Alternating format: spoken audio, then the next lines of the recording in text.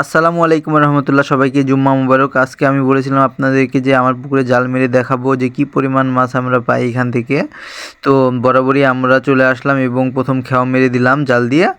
আলহামদুলিল্লাহ, জালটা অনেক সুন্দরভাবে পড়েছে এবং আমাকে এই মাছগুলো মেরে দিচ্ছে আমার একটা আঙ্কেল, ওনাকে অনেক অনেক ধন্যবাদ। এবং প্রথম খেওয়া মারাতে আমাদের হাতে শুধু জঙ্গল ছাড়া আর কিছুই বাঁধেনি। পুকুরে অনেক পরিমাণে ডালপালা এবং জঙ্গল ছিল, তো এই জন্য জালটা এসবের মধ্যে আটকে গেছে, দিয়ে মাছগুলো সব চলে গেছে জাল থেকে। তো দ্বিতীয় খেওয়া আবার মেরে দিলাম, এখানে একটু জালটা বেঁকা হয়ে পড়েছে। তো দেখা যাক এখানে কি হয়, ইনশাল্লাহ আল্লাহ ভরসা। এখানেও আমরা পাইনি সেরকম, শুধু এক দুইটা মাছ পাইছি এখান থেকে আমরা। তো এগুলো সব পাঙ্গাস মাছ, এগুলো আমরা আবার ছেড়ে দেবো। আর রুই মাছের পোনা আছে এখানে।